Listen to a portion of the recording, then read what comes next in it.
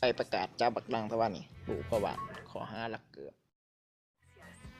โอ้พ่อใหญ่ชื่อในเด้ออย่าสูบ22เล เอา ย ดุนได้ เอาดุนแพงๆนะดุนอาแดงที่ว่ามันมีโตสีเขียวๆติดอยู่นะเด้อรถข่อยเด้อขี่มามันขึ้นจักบักฮอเลยขี่ใส่ทางรถข่อยเหยียบหัวเลยจักบักใดอย่าจักหนามันเด้อข่อยปั่นใส่ ข่อยบ่ได้เป็นคนไปขี่ได้ ข่อยว่าเจ้ามันจะเป็นคนไปขี่ใส่ทางที่ว่า ไอ้ ข่อยขี่ ว่ากูบ่ได้ไปขี่ใส่บักห่านี่ ข่อยมีของอย่างหนึงข่อยว่าจื้อได้แน่นอนพอจื้อได้แล้วว่าจะไปขี่ใส่บอนใดเนี่ยบอกเข้ามาดีๆข่อยสิบ่เอาเรื่องเอาความเจ้าข่อยสิไปอย่างไป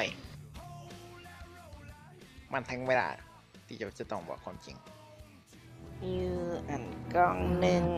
แล้วก็อยู่อันกล่องหนึ่งบอกห่อนี่มึงก็มาเกามึงไปขี่ในทางที่กูขี่รถมาฮะ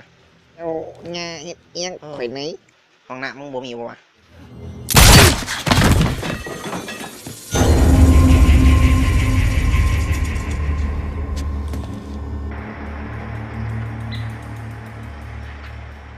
จังสีเด้เนาะ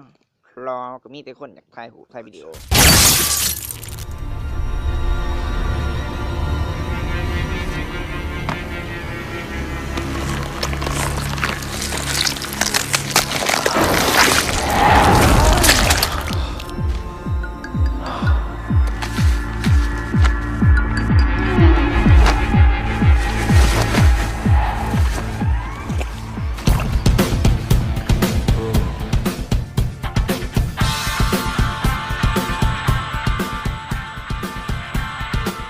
กระเทยยุคใหม่เคยเจอสิ่งที่บอก